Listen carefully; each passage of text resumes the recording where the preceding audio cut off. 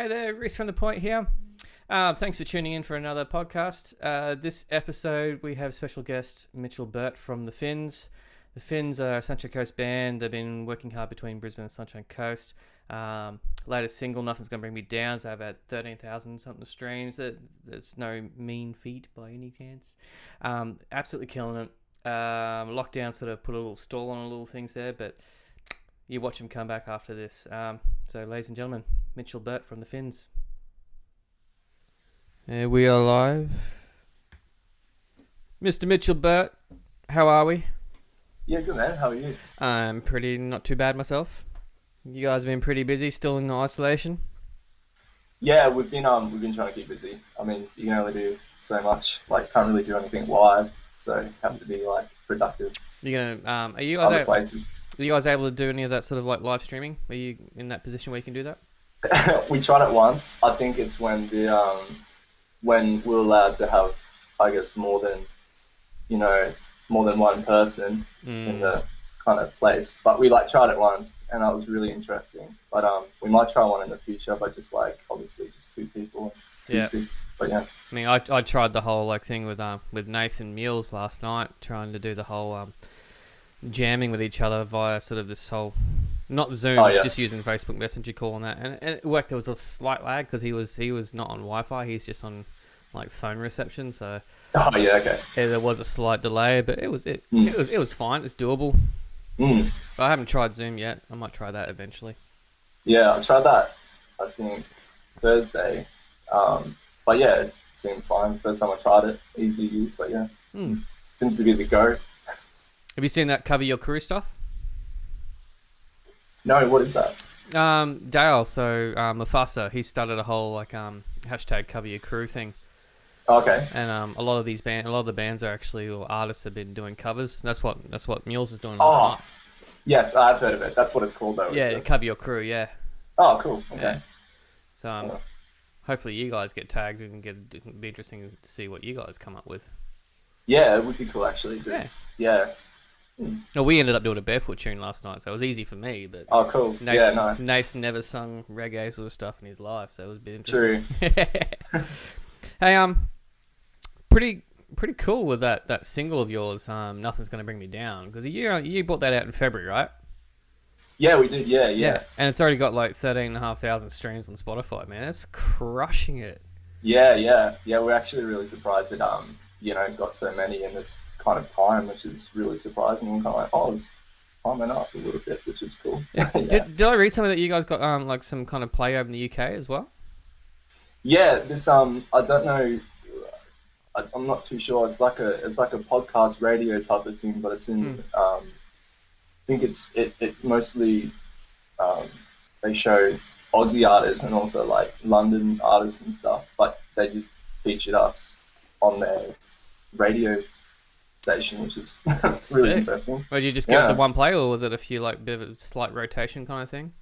They played our first single, Green Eyes, and then when we released Nothing's Gonna Bring Me Down, they did that one as well. So it's kind of cool. That's cool. Yeah. Because Green Eyes itself hasn't done anything very simple. It's still done 7,700 plus streams. Yeah. For your first single, man. That's sick. That's well done on that. Cheers. It was, to be honest with you, Green Eyes I thought was a very brave choice of a first single. Kind of obscure because it's got a fairly long instrumental to it at the start. Yeah. Which is some people would just go, "What the hell are you doing?" Really come out with a hook like that. But yeah. But you could definitely tell the production. There's a change of production between Green Eyes and Nothing's Gonna Bring Me Down. I mean, because correct me if I'm wrong. Does Keegan do all the producing for this or the mixing for this? Yeah, he does all the mixing and records us as well. So so that's he does a really good job with it. So yeah. So Keegan's a bass player, by the way. So if you didn't know, yeah, bass player. Yeah, seems to be a running thing. All the bass players doing the stuff, man. Yeah. So.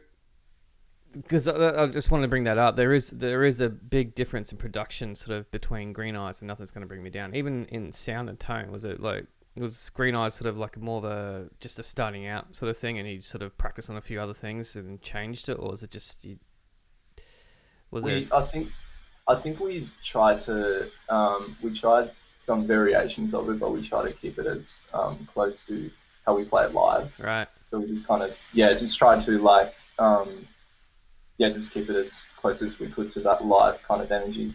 So yeah. Oh, it was cool, man. Mm. Yeah, but you can definitely tell you've in that, because you released Green Eyes in November. I think no, actually no, it was in January. It was January this year. Yeah. Yeah. So you released that and you followed up pretty quickly. But there's definitely like, is there any difference in age between the songs? Like, was Green Eyes like an earlier song? Yeah, it was an earlier concept that I did. I think end of 2018, right. even. Yeah. I was just like looping just the chorus over and over and just trying to find like little hooks and stuff. But then it just kind of evolved into what's on the recording. But yeah. Mm. And also, to add to that, you guys were lucky enough to do the QUBE effect before things got shut down. Yeah. So how'd you go about? A lot of people don't realize how you actually have to go about doing this QUBE effect thing, and I don't qualify because I'm way over the age of 25, so I've never qualified for this thing. But do you want to explain how that actually works? Yeah. So you've got to be, I guess, at least one of your members or a couple of your members have got to be on 25. I think it's 25. Yeah. Yeah. So that's like one of the criteria, and I guess having someone who lives in Brisbane as well, it's another one. And just like, it's mostly based around just like Brisbane on artists as well, but because one of the artists has family that lives down there as well, and another one has a partner that lives down there as well, so it kind of made that work. Yeah. So because that was basically like a live recording, or do you do several takes of it, or what how many goes do you get at it? We did. I'm just trying to think. We did we played live there, so they hooked up all the recording stuff in the mics, and then we just did a take of it, and then we pretty much just did a Top of the Pops countdown thing where we just lip synced over our own stuff. But yeah, was that when awkward? We just played it live? Was it awkward doing that?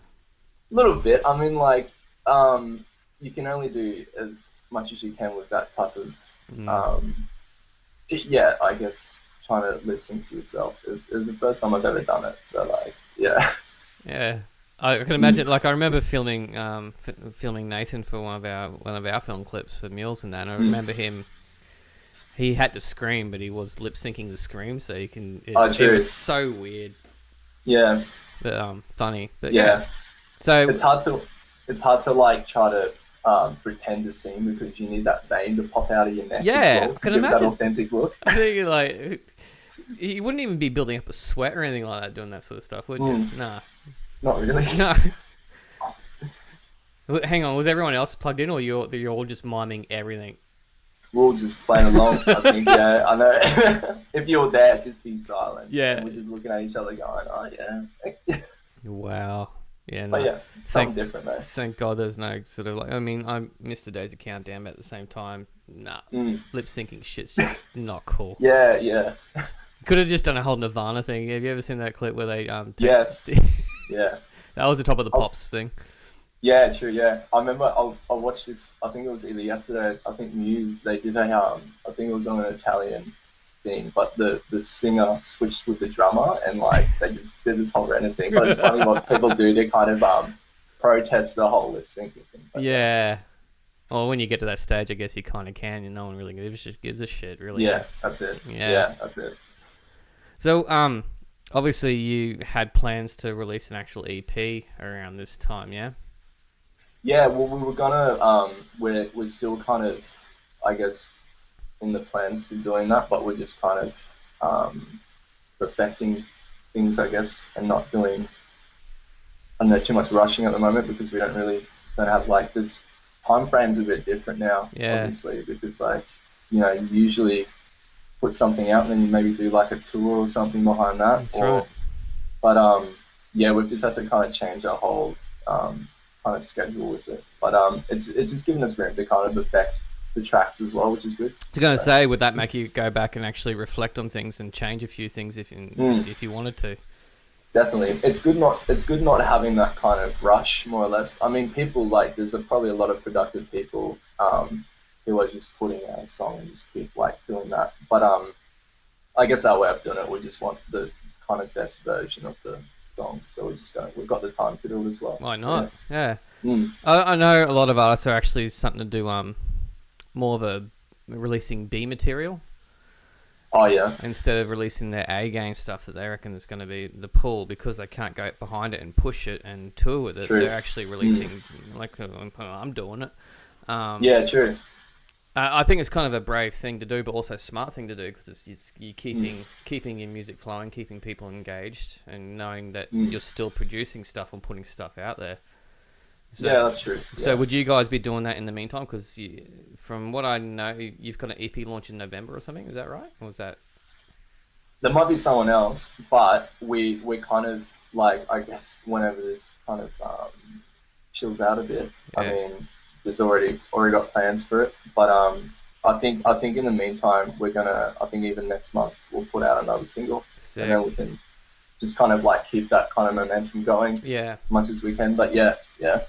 So would you like to help push that? Would you do like a live listening party, or like a Q&A thing or anything? Like, do you know how a lot of people are adapting to this kind of not being able to reach their audience properly? So yeah, how would you approach that?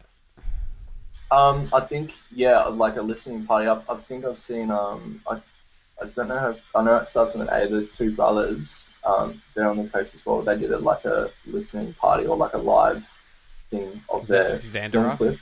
Yeah, that's them. Yeah. But I thought that was a cool idea. Like they've totally embraced like an alternative to getting music out there, which is really cool. I guess there's a lot of routes that you can do with I guess the internet and everything like that to get your music out there. But that's probably a good go with it, like just connecting with your audience. Probably the best way to do it, I reckon. Yeah. If you're doing it like that. But yeah. Because you basically rely on music as the income, right? Yeah. Because not just with like the Fins, but doing solo stuff. Well. Yeah. So how are you coping?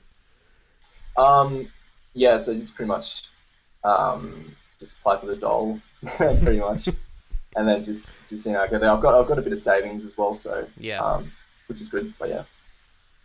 So, then afloat. But that gives you, like you were saying, like it'll give you plenty of time. So you've been doing some songwriting at the same time? Yeah, I mean, I guess like it's good to before this, I was kind of more focusing on booking and just I guess doing more recordings and stuff. But at the moment, I think it's more of a time to start songwriting. But I've just been messing around with all different stuff, but it's all experimental stuff. But I don't know, we probably might not see the light of day, but just something to do. Why not, man? Release it underneath a different moniker, bring out some electro versions or something like that. Yeah. Now, when I was talking to you online, I wanted to bring up the fact that the Fins kind of astounded me how quickly your popularity grew, and your simple response is that you worked hard for it, and I'm not disputing that at all, because you guys did.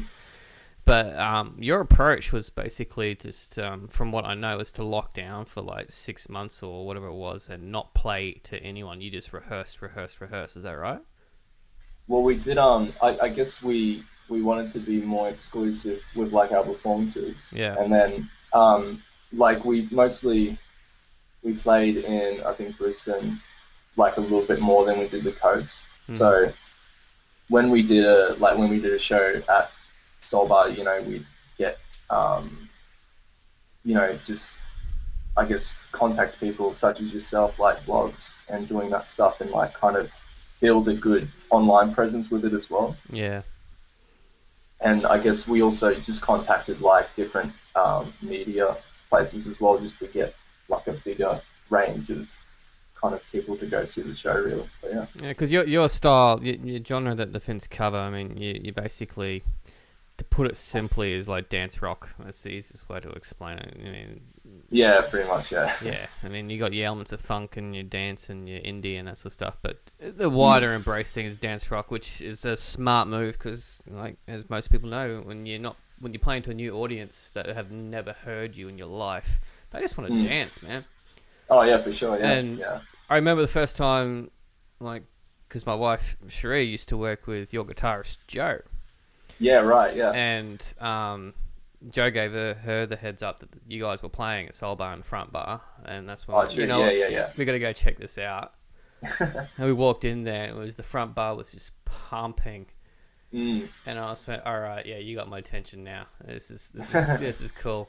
And yeah, you're bringing out your covers, and you did a couple of your originals, and then you brought out your version of Let's Dance. And I'm like, I'm pretty picky with certain covers.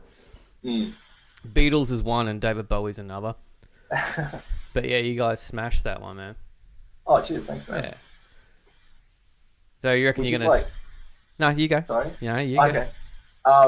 I guess like with Let's Dance, like because it's kind of goes within that genre of what we're trying to do as well, and it just kind of like it was just like a good fit for the set. But yeah. Well, no other band really on the coast does the sort of genre that you're doing. So you've actually kind of cornered that in a sense. That's another sort of strategic move without probably even realizing that you're actually doing it, or did you? It's probably all subconscious. Really. Yeah. But, we just wanted to do just our thing and just make people dance. Really, that was the goal. But, Yeah. Who doesn't want to make people move, man? yeah. Like, you talk to some of the metalheads, even they still want to still make people move. Yeah, that's it. Yeah. All right. Well, that was all the questions I actually had, and you answered real quickly, so we can just chat away, man. Yeah, that's all good. Yeah. So, yeah, I think so. Was it on the Facebook Messenger when you're doing with Singer from Mules? What's his first name? Nathan. So you're doing that over Messenger, and it was a little bit laggy. Was it?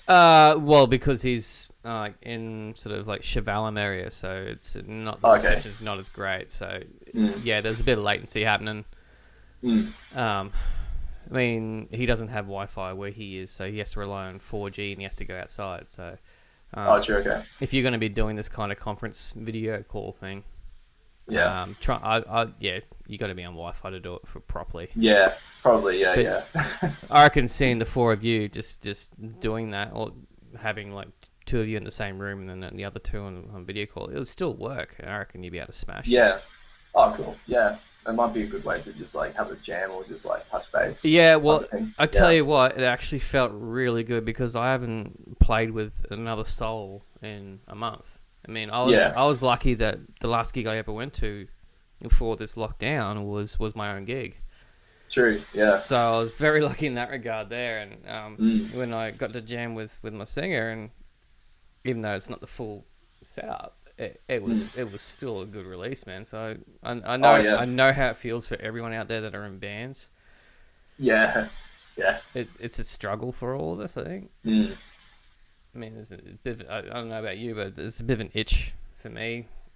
Oh yeah. Well, last show we did was end of February, so we're just we had one booked in for March, but you just see gigs getting cancelled and you're going, this doesn't affect us, but it did. That's right. You had the Unleash the Elephant festival booked, didn't you? Yeah, we did. Oh man. That was meant to be end of March, but that's alright. Things happen. So how'd you? Because you did the band comp thing here. So, firstly, did you feel a bit dirty playing a band comp? Yeah, a little bit. I mean, like, there's always that thing like, I'm totally against competition things because everyone's got their own individual thing and it shouldn't really matter. Yeah. But I mean, we just use it as an opportunity to just get our music kind of out there and just our name out there a bit more. Like we just kind of use it as that and to just meet different people, really. Yeah. So, I mean, you guys already you've been pretty. You were gigging pretty relentlessly down in Brisbane as well, so you actually had a decent following down there, yeah. Yeah. When we did our Green Eyes single launch, it was like it had a good. I'm just trying to think how many people, but I'm not too sure. Where'd you But it launch was that? oh, it was at Tomcat. Oh yeah, Um, all right, yeah. and I it love was on Tomcat. it was on a Saturday night, and Yeah, it was just like just pumping. So it was good. It was a good as long crowd. as you play like after say like 10 o'clock Yeah, that's at it. Yeah. Tomcat, you're gonna get a Mm. decent crew there. I mean, Yeah, that's it. I love playing that venue. It's Mm. so dirty and dingy, and I I love love them. it. Yeah, I mean, obviously the sound's not fantastic. It's not like playing Soul Bar or anything like that where you actually all dialed in. But Mm. I also kind of like that lo-fi approach, and it's Yeah. humbling in a sense. Yeah, definitely. Yeah. But yeah, you guys would have had the dance floor fucking packed Yeah, easily. yeah. It was good. It's good to kind of even just that sense and like interacting um with the audience as well, just like in just that fun way and Yeah, just kind of getting just getting to like the getting the nitty gritty kind of sense of just like I don't feel like dancing and just getting that out of the window and just making people just a bit more open and it's just cool to see that yeah. So come out of the shell. because you guys actually had a launch plan for Greaser Bar too, didn't you? Yeah, so we're gonna do I think that was in March as well. That would have been But sweaty and really close, man. would have been we actually haven't played there before, so it would have been a cool like place to It's kind of play. like Yeah. a cross between Rick's and Tomcat. Oh yeah. Okay, so it's very lo-fi, but you got a Mm. tiny little narrow stage that you got to Okay. like basically line up on, Right. Okay. and you got this small area there, and like the bar staff at Greaser are awesome. That you can see them dancing to stuff, True. but Yeah. you got the tiny little dance floor that's sort of underneath all these archways. So Oh, okay. yeah, you guys would have packed that out. That's really not a hard gig to actually fill up. So Cool. you guys would have people flowing outside the door easily. Yeah. Yeah. Yeah. Well, hopefully we'll get to kind of do that in the future. I mean, we've rescheduled it to when it's I guess it's kind of all over, but until then, yeah. So all the because like a lot of bands won't be rescheduling sort of stuff yet, but you guys just so venues are actually just going, yeah, we'll reschedule for this time. Are they? Yeah. Cool. I guess some of them have. I mean, there's some that have just kind of closed until They like, know when the coast is clear. yeah, until they know. Yeah, exactly. So I guess if that's the case, then I guess just got to find alternatives and try and play live even. I'm not sure, but Yeah. I mean, that's one thing I haven't even thought about because I was actually supposed to be bringing out an album. Well, Barefoot's bringing out an album this year, but we're fine. Oh, cool. Yeah, okay. But Mules is supposed to be bringing out an album too, but I don't think that's going to happen now. Yeah. Yeah, I think I'll just we'll bring out a couple of singles and we'll push the album out until next year where we can actually sort of like properly utilize it. Yeah, exactly. Yeah, it's just you can only kind of I guess put out kind of teasers and stuff at the moment, and not like the full product because you want to do it justice as well with the show. That's right. Yeah. Yeah. So were you having plans of actually going over the border? Yeah, we'll meant to be. When was it meant to be? In maybe April, I think. Start of April. I think we're meant to be supporting the Groggans, the Grogans. The Grogans. Yeah. We're meant to be supporting them with Sunflower at the Northern. So that would have been sick. That didn't. Yeah. Well, the Northern's pretty chill. We supported Death by Denim when they played down there as well, so it was cool. Dude, like just to be honest with you, the Northern's notoriously hard to get into. True. Okay. Yeah, unless like the manager booker there actually likes you. So as a support, you're fine, but they still check you out. So yeah. Well, but to get a headline there, man, you have to work your ass off. You guys would have. Yeah, true. You guys are capable of doing like 345, 350-minute sets, right? Oh yeah. 100%, yeah. You guys would be able to smash it at the rails too. Yeah. Easily. It's quite a like I actually hadn't been there before, but I know heaps of people have played there, like Bernard Fanning. It's pretty loose, like man. That. The rails is loose. Yeah. It's like when we did play there, it was probably like the biggest venue that we played to date there, and probably the most amount of people that we played there. So it was kind of it was like overwhelming, but we were like, oh, this is a great like experience to be having, which is cool. Yeah. Well, easily with your repertoire and that sort of stuff, you guys could actually do a run from the coast down as far as Coffs in a 2 week stint. You'd be able to do home, so Soul Bar, obviously, somewhere in Brisbane, so I agree with Tomcat, whatever like that. You could probably do Miami Marquetta. Yeah. I actually I was organising a just like a East Coast tour type of thing, so I was kind of it was that Miami one, and there was another one, I think Vinny's, and another one called the Roadhouse or something like that. Yeah. You got Mo's Desert Warehouse. Yeah. Which that's Beats Cartel. Yeah. Right. Okay. Okay. So basically they also in charge of like Pridgeon and Scarborough Originals and that sort of stuff too. So. True. Okay. Right. Yeah. Okay. Yeah, that would actually work. Even if you did Miami or Mo's, if you did Miami on the way down, say the Rails. Oh yeah, down in Byron, and then go to Yamba and do the Pacific. Oh yeah, the Pacific. Yeah. Just remember the Pacific Hotel. It's a lot of rugby heads down there, so it gets loose. And then end up at Coffs to play like the Hoey Moe or something like that. Okay. The Hoey Moe is you guys would smash it at the Hoey Moe. A Sunday session at the Hoey Moe would be epic for you guys. Good fun. Yeah. Okay. Yeah. Well, because you got to do 345 to 350s. Oh yeah. And it's a big stage, good system, and you play to a guaranteed crowd there, so it's always fun.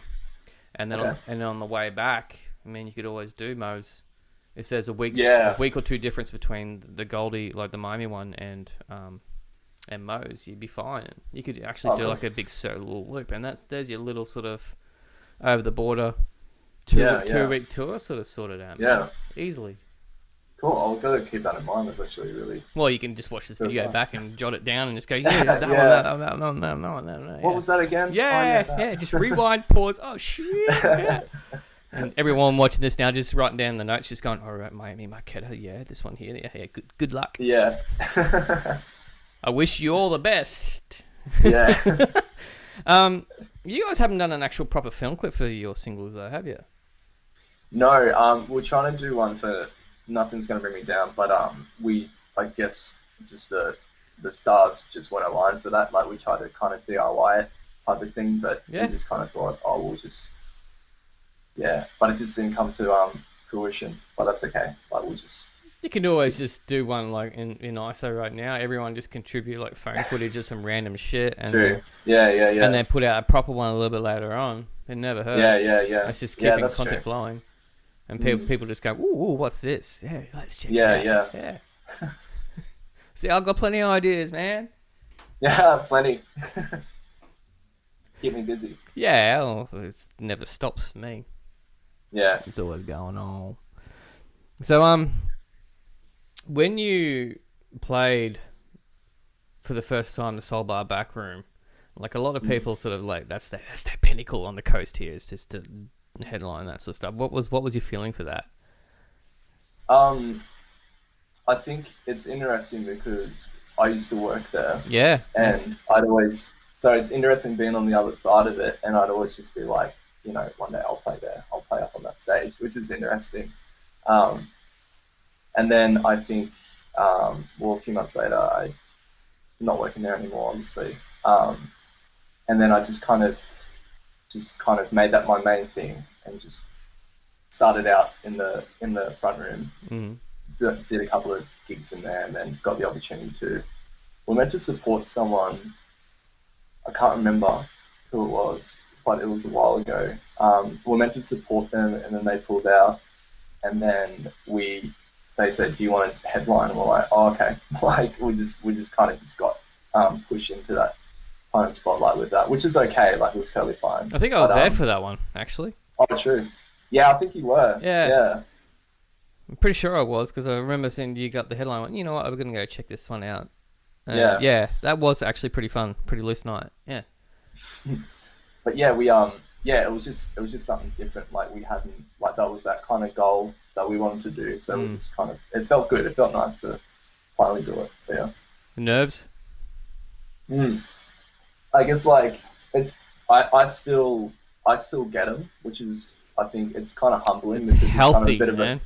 yeah, and it's a rush as well. I Oh kind of yeah, I'm a little bit addicted to it, yeah, but like I think when they start to go, then you kind of go, oh, something's going on here. But I still get stage fright. I think yeah. it's fine. I'm weird. Like with barefoot, I don't. It's Mm, just it's like second nature for me to get up on stage true. with and Yeah. like I got my five brothers up on stage and Yeah. Yeah. Yeah. there's a comfort zone there and I'm just sitting there with Shawnee in the pocket and Mm. just Oh yeah, for sure. keeping the groove with it Yeah. and most of the focus most of the time is on Asher or Rowie or Sally instead. So Yeah. Yeah. Yeah. Yeah. it doesn't really bother me that much and Mm, even with festivals I really actually don't get that nervous. I think there's mm. been one or two times in the last year where I actually did get a little bit of a jitter, and one of them was at Soul Bar. Okay. I think it was supporting Catch a Fire, if I Oh remember yeah. correctly. And Yeah. That's a big gig though. It's a big well, it is, support. and there were actually quite a few peers. Like there was the trumpet player from Salmonella Dub was there, and there was, Oh, okay. and we're Yeah. just going shit. Yeah. Yeah. You just have that moment like, oh. Yeah, but with mules, every time. I still have it. I still have the nerves. Definitely. Dude. Yeah. Yeah. It's healthy though, but like you said, the adrenaline rush is there, Yeah. and Yeah. and you sort of like, I don't know about you, but I go into a different persona. If Yeah. Yeah. Yeah. Yeah. I mean, I wouldn't pin you as someone that's an extrovert.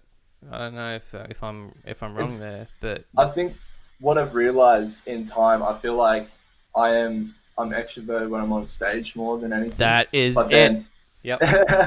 but then when like when I go off stage, then I guess I'm more introvert or more introspective with a lot of things. But I feel like the person like the I guess the idea of being on stage, like that's kind of part of my personality as well, and I'm just Mhm. kind of giving it that outlet more or less. But Yeah. yeah, but yeah, it's interesting to kind of just see like just parts of me that are outgoing and also yeah, just being introverted as well. I It's think yeah. it's like a good balance, really. But yeah, It's weird what happens when you have a mic in front of you, a crowd, and yeah, a little bit of alcohol in you, and see what yeah, just a actually touch. happens. Yeah. Yeah, yeah, I yeah. like I said with mules, it's I have a different personality with mules as it does for barefoot. True. Yeah, okay. Because mules, because I'm operating like basically two instruments at the same time, and Hmm. basically more like a band leader in that sense, because I make sure everything's sort of Yeah, running together and yeah. still enjoying the moment. But I'm with Hmm. barefoot, I'm actually a little bit looser, and I don't know. I think that's why I don't get nervous with barefoot. True. Yeah, it's a weird thing how it all works. Yeah, I feel like I guess repetitiveness is comfortable as well. I guess with mules it's because I've seen you guys play as well. Mm. More heavier and I guess it's got that kind of 90s kind of tinge to it as well. Yeah, And it's and I guess the energy's got to be there it's for a it as well. different So energy. you That's know, right. yeah. Yeah. But I guess as well like what I was saying before, like you probably have those different like parts of yourself in these two different projects, and so Mm. you're kind of giving them that outlet more or less. But yeah. It's a good point. Mm. Never really thought of it that way, but This yeah. is what happens when you're in isolation. You start going, okay, I'm thinking actually stuff. going to bring up the artwork for Nothing's Going to Bring Me Down because I want to talk about that because it's Yeah, sure. what I appreciate about this. I'm going to bring it up. You won't see it, but yeah. Okay. The simplicity of it. Mm. Who did it? Tim, so our drummer Oh, did your it. drummer did it. Yeah. Yeah, because it's very, very fitting for you guys because it's very 70s, Mm. early 80s sort of inspired. Mm. And you got the whole silhouette thing. It almost reminds me of those silhouettes where they look like it's either a vase or two Batman kissing, looking like Wolverine, depending which way. Yeah. Yeah. That was the first thing that came to mind when I actually saw this. Was the True. two Yeah. Yeah. Batman kissing or Wolverine kind of thing. But yeah, it's just where my mind goes, man. I can't help that. Yeah. Yeah. Yeah. I mean, it's subjective our imagination. Yeah, You see one thing, someone might see something else. but I think that's the key with some things is simplicity. Oh yeah, And that's what you 100%. guys did with this. It's Mm. one. It's striking because it's a two palette like cover, It's contrasting, stands out, it's simple, Yeah. and shit. You guys should have this on merch, really. Yeah, we'll even thinking about, we've actually got some merch actually done, like kind of while this thing was happening. So we'll try and like sell them online, but I mean, it'd be better to sell them at shows. Yeah, We it can always only- is. Yeah, we Yeah. can only do so much, but Yeah. we've got them there, so we're just kind of figuring out what we want to do with them, pretty much. But yeah, Is that just using the fins? Pardon me, the fins logo that you got, the real retro looking brown logo. yeah, it's pretty much just that, and it's just got a nice kind of glow to it, like it's a good front and back type of design. Yeah. But yeah, it's cool. Simplicity is Nothing key, to man. buy. And good. Yeah, that's it. As long as you're using like really good sort of t-shirts, because I'm picky with my merch, man. True. Yeah, that's okay. It's got to be on either like an AS or a Gildan at least. But yeah. Yeah. We went through AS actually, Yeah. so that's that's good. Softness is key. Yeah, cotton, that 100% cotton. Oh yeah, man. I don't like band shirts that feel like they're itchy. Like, okay, I'm gonna show my age here, but band shirts from the '90s sucked. Oh really? Yeah, because they were good because they lasted, and like you could still get like '90s if you do your vintage shopping properly. You can get '90s band shirts, and they've still lasted. Whereas you'll find shirts now, they won't last as long, but man, they're comfy. Right. Whereas the '90s Yeah, ones okay. just take forever. You have to basically live in them, shower in them, and to get them to the level of softness that you actually really like. True. Oh, okay then. You're right. That's just So big. yeah, you'd be encouraged more to wear them, pretty much. That is the key, to wear it in more. But yeah, Yeah. it's I'm pretty picky with my t-shirts, so that's fair. a trick for people that are looking to get their merch sorted out. Think of the comfortability of it, not the cheapness. Yeah. People are Yeah, going they'll to give have a to shit about it. Yeah, I'll have to write that one down. Yeah, another one to jot down. Yeah. So with the plans at EP, how many tracks are you looking at doing? I think about 5 or 6. Cool. We're developing, because it's probably going to be pretty dancey, but we want to put some like diverse kind of tracks in there. We're just seeing if it will blend into it. But I mean, that's just like a first kind of mini album thing, and then we'll just see how we go from there. It's just experimenting. Yeah. Yeah. So you're going to do a digital release of this? Yeah. I mean, not a digital, a physical. That's what I meant, a physical release. Oh, physical. Oh, yeah. I mean, yeah, we'll try to, definitely. We're just gonna probably record it all first. I mean, we've got the songs there that we want to do for it, but recording will be another thing. So do you do that in a home studio sort of setup and just do the drums in a different way, or do you just go to the studio, or how do you do it? Yeah, so we pretty much we do everything. We do everything. Well, Keegan records us. He's got all the equipment and stuff, and we just do it pretty DIY. Yep. But with the drums, we go to Heliport Studio because it's hard to get a drum sound, because we try and it just sounds really dry and you don't get that kind of thing. You do need a good drum room.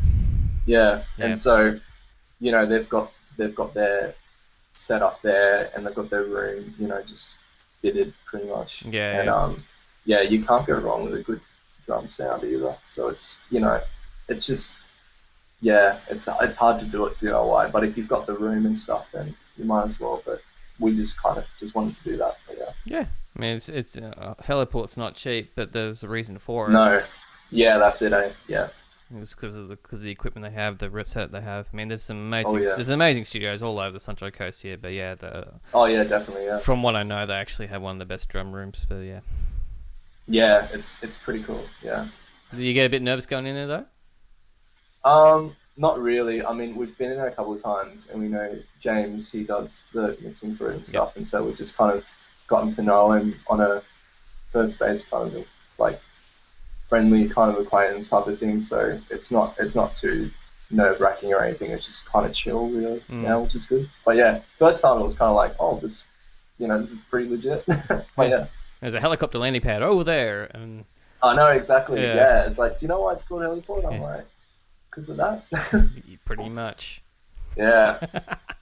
But I mean, having that kind of like name, I mean, you're in the same sort of pedigree, having used heliports like Fragile Animals and and Ayla, and there's a whole heap of bands that have actually recorded there.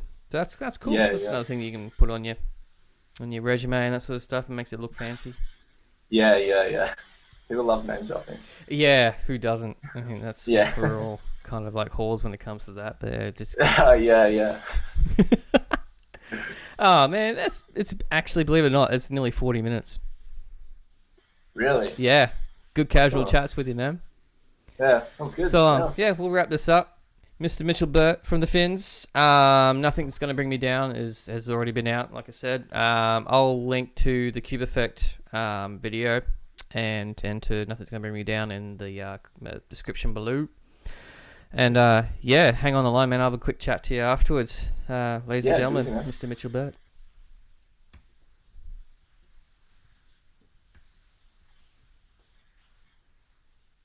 Thanks for tuning in. Hope you enjoyed that podcast. As always, if you've never subscribed to this channel before, please press the little subscribe button down the bottom and ring the bell to get your notifications. Cheers for tuning in, and stay alert for the next one.